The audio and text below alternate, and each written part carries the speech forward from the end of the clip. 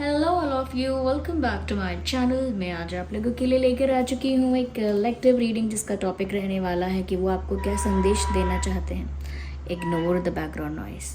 वो आपको क्या संदेश देना चाहते हैं, आपसे क्या कहना चाहते हैं। ओके, आइए चलिए देखते हैं। लेकिन ये रीडिंग जनरल है, कलेक्टिव है। हो सकता है कि आपकी सिचुएशन के साथ एक्यूरेटली रेजोनेट करे, हो सकता है कि सिर्फ कुछ % रेजोनेट करे। तो ओपन माइंडेड होकर सुनिएगा एंड ज़बरदस्ती अपने आप को रीडिंग में फिट इन करने की कोशिश मत कीजिएगा। जितना आपके साथ रेजोनेट होता है उतना ही एक्सेप्ट कीजिए एंड लीव द रेस्ट।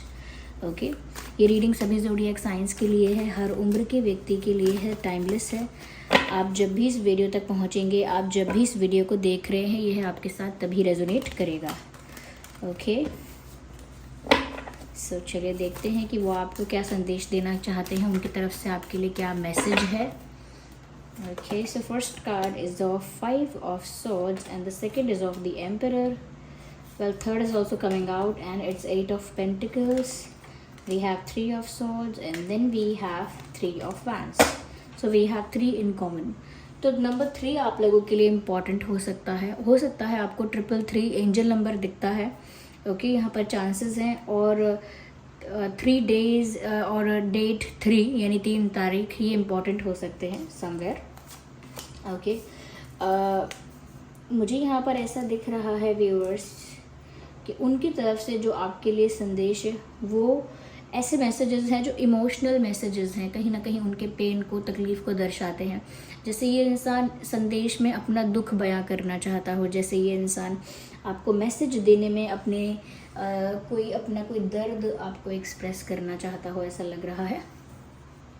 तो सबसे पहले मैं ये कहूँगी कि यहाँ पर ये इंसान आपसे कहना चाहता है they are completely heart broken and you are not the reason. I mean you are not the villain in that situation. कहीं ना कहीं वो बहुत ज़्यादा हार्ट ब्रोकन फील कर रहे हैं। उनको लग रहा है जैसे उनकी कोई प्रीशियस चीज़ उनसे छीन ली गई हो, या उनका प्यार उनसे दूर कर दिया गया हो, या अब उनके लिए लव लाइफ में कुछ बचा ही नहीं, कोई खुशी ही नहीं बची। कहीं ना कहीं इस प्रकार का दुख उन्हें महसूस हो रहा है। तो कहीं ना कहीं वो बहुत हार्ट ब्रोकन फील कर रहे हैं। यहाँ पर 3 ऑफ सॉर्ड्स का कार्ड भी है जो बताता है कि ये इंसान बहुत दुखी हैं और इनको ऐसा लगता है कि आप दोनों के बीच में कोई आ गया है, या आप दोनों के बीच में किसी ने प्रॉब्लम क्रिएट की है, मिसअंडरस्टैंडिंग क्रिएट की है, या बीच में किसी ने इंटरफेयर किया है समवेयर। ये थर्ड पार्टी हो सकती है डेफिनेटली, क्योंकि समवेयर ये कार्ड ना यही दर्शा रहा है। तो वो ना आपको ब्लेम नहीं कर रहे हैं, वो आपसे कहना चाह रहे हैं कि उसकी वजह से, इसकी वजह से हमारा रिश्ता ख़राब हुआ, या उसके इंटरफेयर करने की वजह से, या इस सिचुएशन की वजह से, उस सिचुएशन की वजह से हमारे बीच ये प्रॉब्लम हुई और हम सेपरेट हुए हैं, या कहीं ना कहीं मेरा प्यार मुझसे अलग हो गया है, या हो सकता है कि मैंने अपनी लाइफ में सबसे प्रीशियस पर्सन को खो दिया है। तो वो आपसे अपना दुख बयां कर रहे हैं ये बोल के कि इसका कारण हम दोनों नहीं हैं, इसका कारण कोई और है, किसी और की वजह से हमारी लव लाइफ अफेक्ट हुई है, कोई और कारण है मेरे दिल टूटने का और मुझे बहुत बुरा लग रहा है। ओके, तो किसी थर्ड पार्टी को तो ब्लेम कर ही रहे हैं। वो आपसे कहना चाह रहे हैं कि ना तो आपकी गलती है ना मेरी गलती है, यहाँ पर किसी और को ब्लेम कर रहे हैं वो आप लोगों के बीच इंटरफेयर करने के लिए और आप लोगों के रिश्ते को अफेक्ट करने के लिए। So they are feeling heart broken. कहीं ना कहीं इस पर्सन को आपसे दूर होकर बहुत दुख महसूस हो रहा है। वो आपको सबसे प्रीशियस बताना चाह रहे हैं। ओके, यहाँ पर ऐसा भी लगता है व्यूअर्स कि वो आपसे कहना चाहते हैं कि मैं तो आपका इंतज़ार कर रहा हूँ और मैं तो आपका इंतज़ार करूँगा या करूँगी। So they want to inform you that they are waiting for you.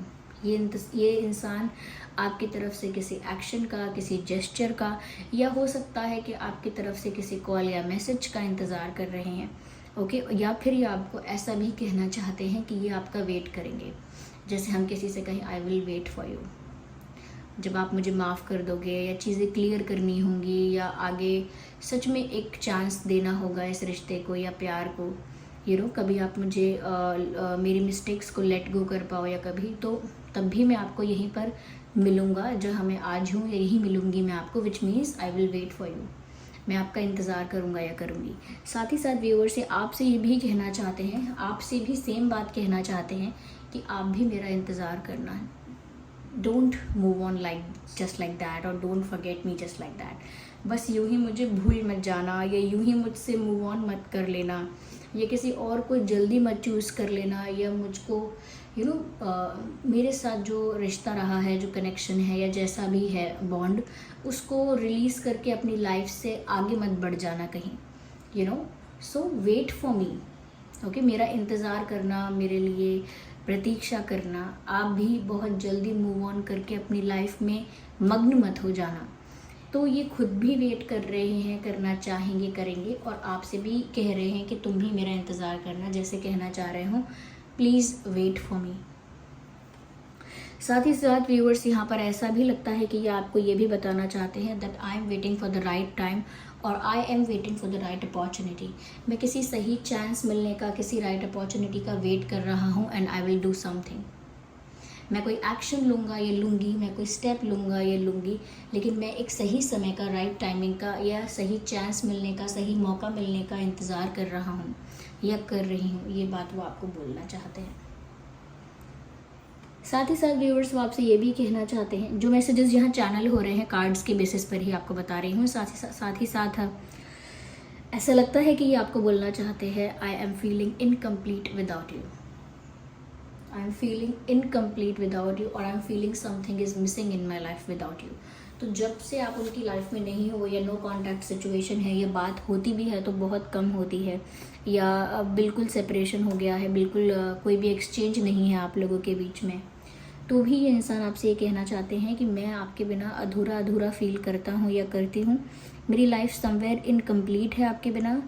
और वो ऐसा भी आपको बोलना चाहते हैं कि उन्हें अपनी लाइफ में एक कमी खलने लगी है, एक कमी चुभती है, एक कमी खलती है, और वो कमी है आपके प्यार की, आपके प्रेजेंस की, ओके। तो वो कहीं ना कहीं इस चीज़ को मिस कर रहे हैं, और आपके बिना कितने अधूरे हो गए हैं, कितने सब कुछ उनके लिए कितना इनकम्प्लीट सा हो गया है, ये बात वो आपको बताना चाहते हैं। Yes yes, so there is pain in their heart. इनके दिल में बहुत दुख है, बहुत दर्द है, ये बात भी वो आपको बोलना चाहते हैं viewers. Yes, I mean pain, I mean sorrow, ऐसा कहना चाहते हैं, मैं दुख में हूँ, दर्द में हूँ, ऐसा जैसे वो आपको बोलना चाहते हैं। साथ ही साथ व्यूअर्स, क्योंकि यहाँ पर इतने सारे स्वॉर्ड्स हैं, और पेंटिकल्स भी हैं, और वैंड्स भी हैं, but there is no cup. तो इस समय ये इंसान इतना स्ट्रेस में हो सकता है, ये इतना दुखी है, ये इतना पेनफुल सिचुएशन में है कि अभी रोमांटिक नहीं फील कर रहे हैं, और या फिर रोमांटिक फील करते भी हैं तो रोमांटिक मैसेज कोई नहीं देना चाह रहे हैं। और ये जो मैसेजेस हैं कि वो आपके लिए आपके बिना कितने इनकम्प्लीट हैं, या आपके बिना कितनी उनकी लाइफ इनकम्प्लीट है, या कैसे उनकी प्रीशियस चीज़ उनसे दूर हो गई है, प्रीशियस पर्सन उनसे दूर हुआ है, हार्ट ब्रोकन फील कर रहे हैं।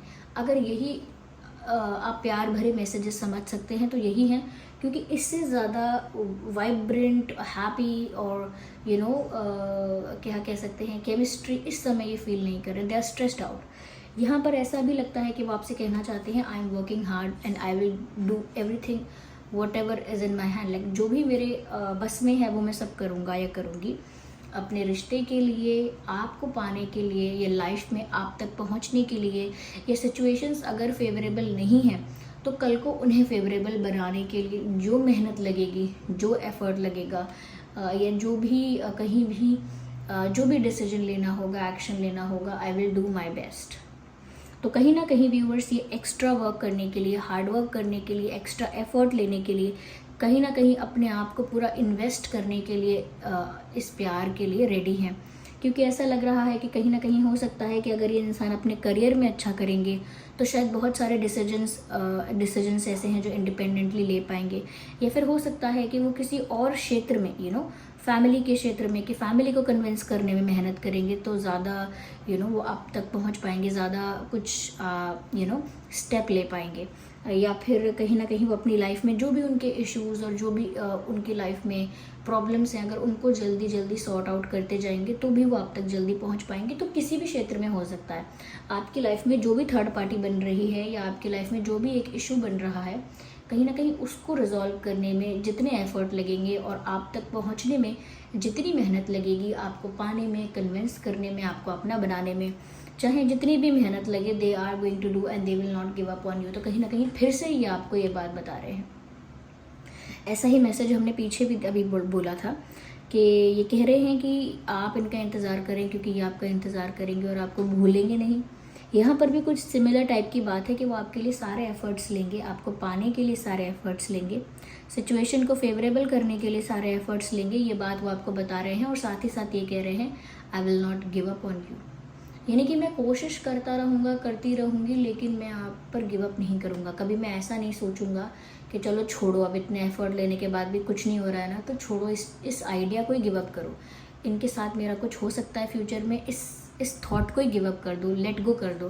तो वो सोचेंगे नहीं कभी ऐसा, वो कभी आपको पाने के या आपको प्यार करने के विचार को दिमाग से नहीं जाने देंगे, कभी इस चीज़ को भूल नहीं सकेंगे। तो वो कभी गिव अप नहीं करेंगे, कभी एफर्ट लेना बंद नहीं करेंगे, कभी ना कभी वो ट्राई करते रहेंगे या एक्शन ऐसा लेते रहेंगे। तो वो आपको बता रहे हैं कि आप उनके लिए इतने इम्पॉर्टेंट हो, इतने स्पेशल हो कि ये इंसान गिव अप भी नहीं कर सकता आप पर, कि हाथ पे हाथ रख के बैठ जाए और सोचे कि चलो छोड़ो, कुछ नहीं हो रहा तो यही मेरी किस्मत है, जाने दो। They want you in their life. कहीं ना कहीं इनकी एक ज़िद ये है कि इन्हें आप चाहिए ही चाहिए, इन्हें आप अपने जीवन में चाहिए ही चाहिए। Okay, yeah let me have some water just a second.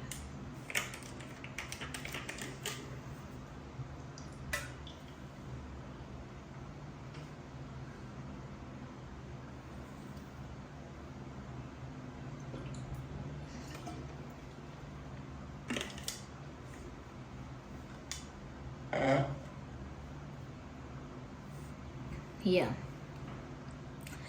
तो ये आपके लिए बहुत मेहनत करने के लिए भी तैयार हैं। कहीं ना कहीं मुझे ऐसा लगता है करंटली ये अपने फाइनेंसेस पर, अपने करियर पर फोकस कर रहे हैं, क्योंकि इस टाइप का मुझे यहाँ पर लगता है इनका इन्वायरमेंट, इनकी सराउंडिंग। और साथ ही साथ ये आपसे कहना चाहते हैं that I am focusing on my career right now, I am working on my finances right now. तो कहीं ना कहीं फाइनेंसेस पर, ओके, अपने करियर पर मेहनत कर रहे हैं, फोकस कर रहे हैं। ओके, तो yes, they are working on their pentacles, they are working on their coins, ऐसा लगता भी है। ओके, और साथ ही साथ वो आपके लिए भी जो होना चाहिए वो कर रहे हैं, ये बात वो आपको बताना चाहते हैं। साथ ही साथ व्यूअर्स, यहाँ पे ये इंसान आपसे ये भी कहना चाहते हैं that they are fighting with someone very strong. Okay, ये स्ट्रॉन्ग पर्सन कोई भी हो सकता है, ये इनकी फैमिली का कोई मेल मेंबर भी हो सकता है, या फिर ये इनकी फैमिली का कोई फीमेल मेंबर भी हो सकता है, हुएवर दे आर, लेकिन ये पावरफुल ज़्यादा है। हो सकता है कि ये हेड ऑफ़ द फैमिली है, जैसे पिताजी होते हैं या ग्रैंड पेरेंट हैं, या अगर फीमेल भी हैं कोई, जैसे माता जी हैं, वो हेड ऑफ़ द फैमिली हैं। सो देयर इज़ समवन जो काफ़ी पावरफुल है अपनी पोजीशन पे, काफ़ी स्ट्रॉन्ग है, और कहीं ना कहीं काफ़ी स्ट्रिक्ट है अपनी बात को लेकर, काफ़ी स्ट्रिक्ट है, कहीं ना कहीं काफ़ी कंट्रोलिंग भी हो सकता है, प्रेशराइजिंग भी हो सकता है ये इंसान।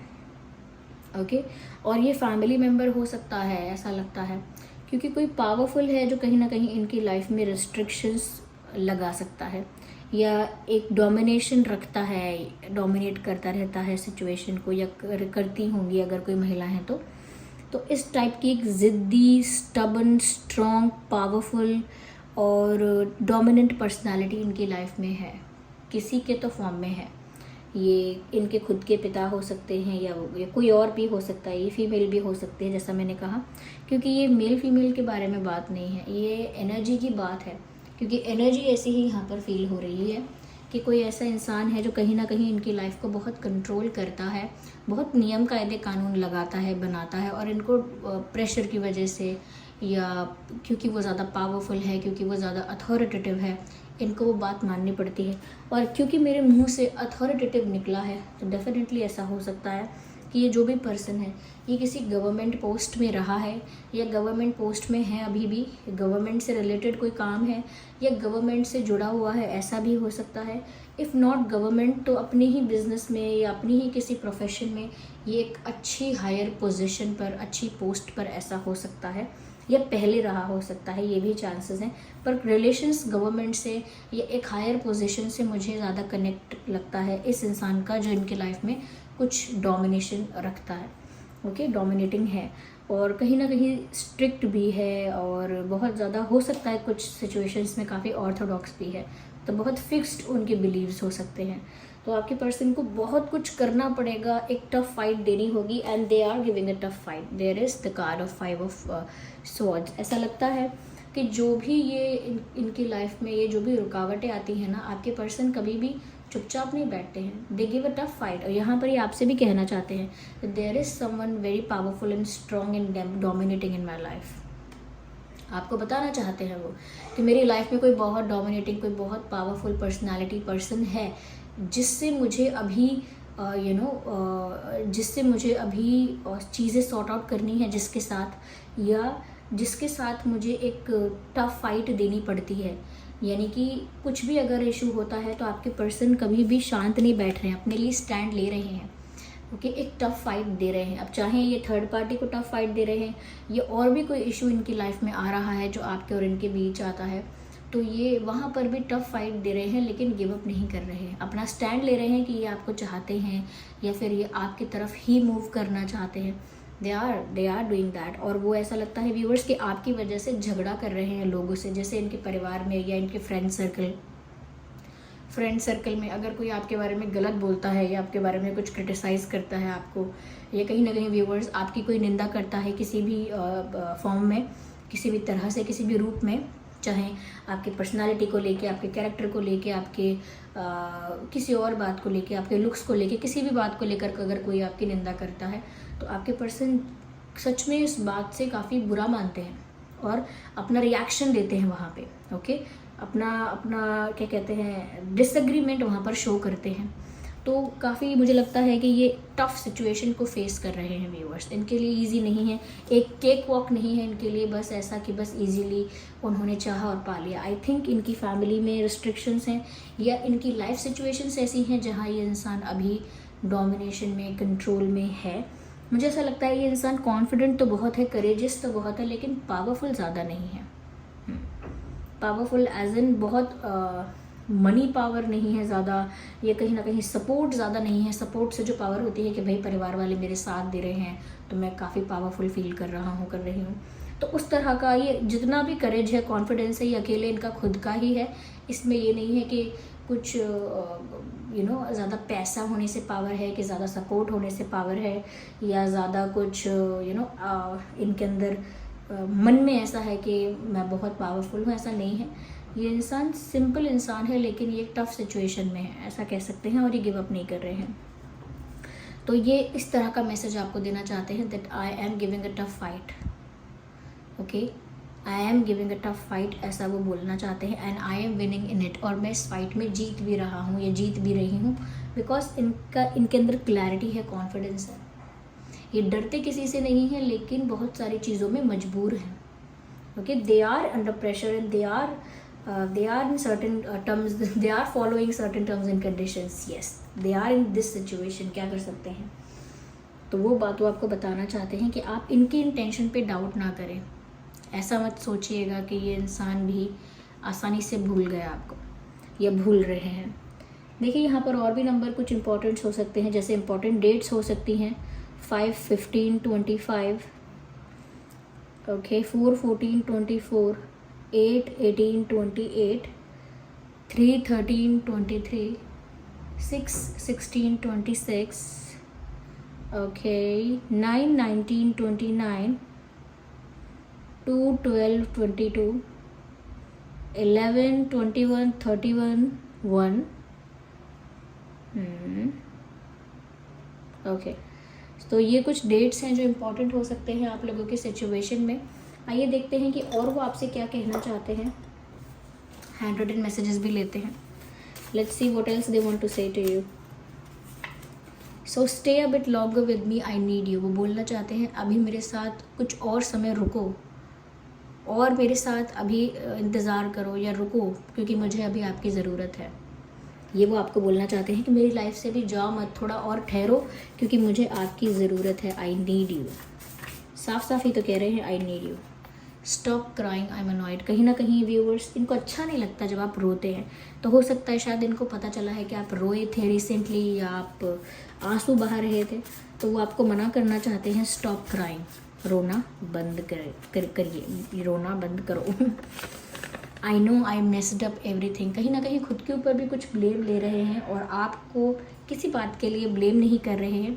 कह रहे हैं I know I messed up everything, मैं जानता हूँ, मैं जानती हूँ कि मैंने सब गड़बड़ कर दिया, मैंने सब खराब कर दिया, बिगाड़ दिया, मैं जानता हूँ कि मैंने सब कुछ खराब किया है। तो कहीं ना कहीं एक्सेप्ट कर रहे हैं किसी मिस्टेक को, ऐसा लगता है। Let's take one more message. Okay viewers,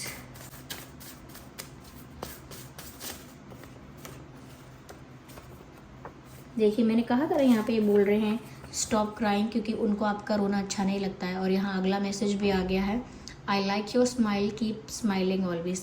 तो इन्हें आपका रोना नहीं, इन्हें आपकी मुस्कुराहट पसंद है, इन्हें आपकी स्माइल अच्छी लगती है, इसीलिए वो आपसे कह रहे हैं कि मुझे आपकी स्माइल पसंद है और आप हमेशा हमेशा मुस्कुराते रहिए। ये सब वो आपसे कहना चाहते हैं।